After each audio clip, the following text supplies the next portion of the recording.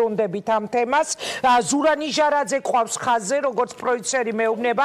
მე მოგიყევით, რომ ის არის სწორედ ხაიშის სკოლის პედაგოგი, რომელმაც Facebook-ზე გაავრცელა დღეს საგანგებო ტექსტი, როგორ იყო შესული პოლიცია ხაიშისა და ჭუბერის თემში.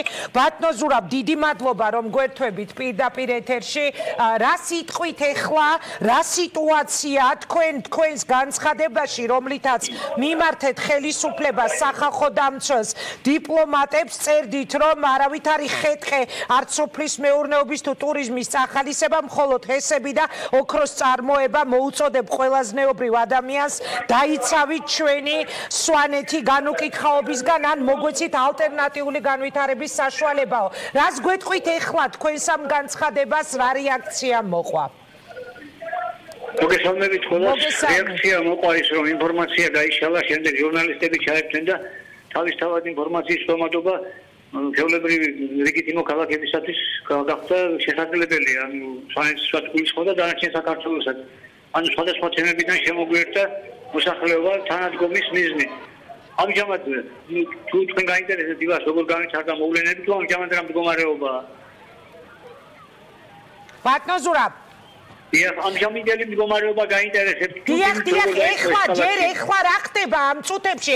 ჩვენ უყურებთ პირდაპირ ეთერში კადრები ვნახეთ, რომ ამ წუთებში მანდ აქცია იმართება და ძალიან გაბრაზებულ ადამიანებს ვუსმენდით და სიტუაცია ოდნავ მაინც არ განეიტრალდა მას მერე რაც ხელისუფლების წარმომადგენლებთან მოლაპარაკება დაიწყო?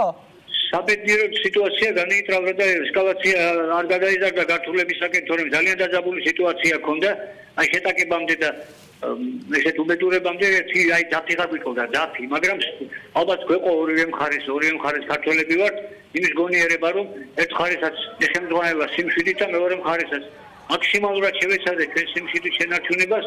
მიუხედავად იმისა, რომ შემოვიდნენ სპეციალისტების დანაყოფები, ჯერ ერთი თენა მოდიოდა, მერე მეორე მოყობოდა, მერე როგორც ახსნეს, მესამეც მოდიოდა უკან, მაგრამ მოსახლეობა უკან არ დაიხია და ის ადამიანების კატეგორია ადამიანები, რასაც ხელში თოხი და ბარი აქვს, დანაჭერი და ხერხი და ნაჯახი, ეგრეთ წოდებული დუბინკები დაიწრიეს, ქვები და ემზადებოდით ერთმანეთის შეხლისათვის, მაგრამ უფალმა გადმოხედა ალბათ მოწყალე თვალით, ამჟამად სიტუაცია მეტნაკლებად განეიტრალებულია. სპეციალისტების დანაყოფები დაახიეს დაახლოებით 500 მეტროთი უკან.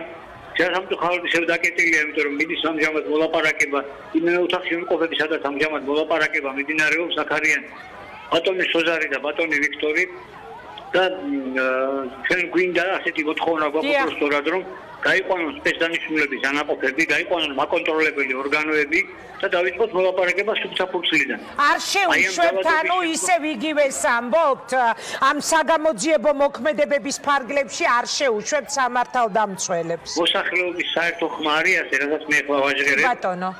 რომ გაიყვანონ ყველა მაკონტროლებელი, გაიყვანონ ყველა ძალოვანი, მიუშვეთ მოლაპარაკების მაგიდას და ის მერე თუ არის საჭირო აღრიცხვა, არაინფორმებით რაც დღეს ილაშქრებოდა, შედიოდნენ ყოველგვარი ახსნა-განმარტების გარეშე, უკავდნენ სახელმწიფოებს, ადებდნენ ჯარიმებს, მოხდა იქ იარაღის მისვერას ერთ-ერთ ადგილობრივზე, რომელმაც ძალიან დიდი ნებართაკელვა გამოიწვია და სამწუხაროდ იქაც გადავრჩით, რომ ის ადგილობრივი მოსახლეობის ისევლე და პოლიციის დახმარების პიროვნება გაიყვანეს იმ ხელიწერტილიდან და გადავრჩით, რომ ფატალურად არ დამთავრდა ეს შემთხვევა. ეს ჩვენი მოთხოვნა სწორედ ეს არის რა. მოგვეცით ალტერნატიული განვითარების საშუალება და დავიწყოთ სუფთა-ფურცლიდან ლაპარაკი. ასეთი ფორმით სპეციალისტების დანაყოფები და მაკონტროლებელი ორგანოები დღეს არანაირ ვერ შეუშვებთ. მოსახლეობა არ შეუშვებს. გასაგებია, მშვიდობას გისურვებთ, ბატონო ზურა, დიდი მადლობა. ჩვენ შევითხეთ თქვენი Facebook პოსტით რეალურად რა ხდებოდა სვანეთში, თქვენი ყავით პირველ წყარო, შეიძლება ითქვას და დიდი მადლობა თქვენ რომ ჩაგვერთეთ პირდაპირ ეთერში, ეს იყო ზურაბ ნიჟარაძე. მადლობა ბატონო ზურა, თქვენ სიმშვიდეს გისურვებთ. მე როგორც გითხარით, ოდნავ მოგვიანებით უკვე ჩვენი გადამღები